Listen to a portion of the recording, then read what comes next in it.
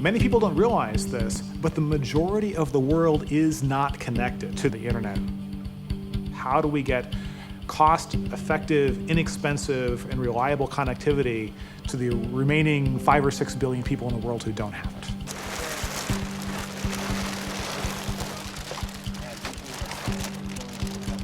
Yeah, we could be up in an hour.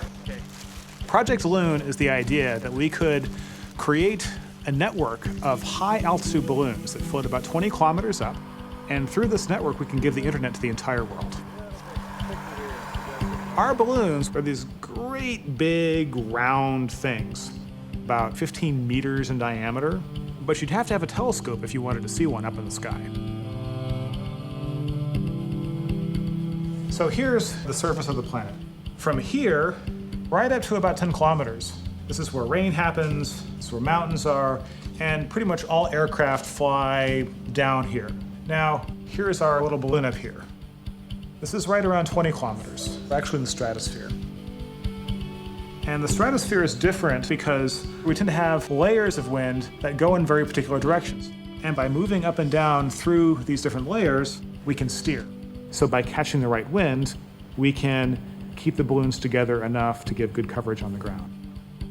We can sail with the winds and shape the waves and patterns of these balloons so that when one balloon leaves, another balloon is set to take its place.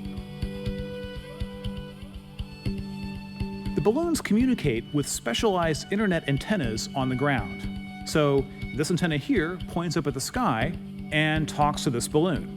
And each one of these balloons talks to their neighboring balloons, and then back down to the ground station, which is connected to the local internet provider.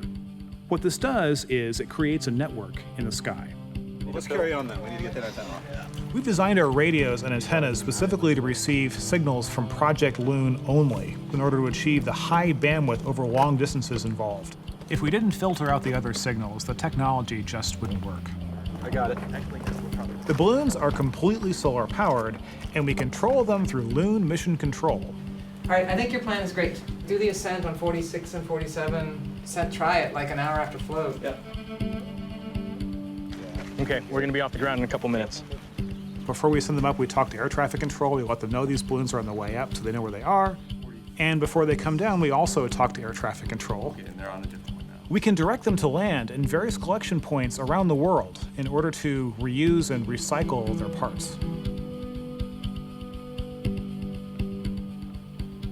Now, we have some ability to steer in general. However, in the stratosphere, most of the time, the winds actually flow from west to east. Because the winds generally circulate this way, we typically will have bands of our balloons that will be around the world at different latitudes. So if the balloons are circling around the bottom half of the world, eventually the balloon that's over South Africa will pass over South America. 1, 2, 3. Woo!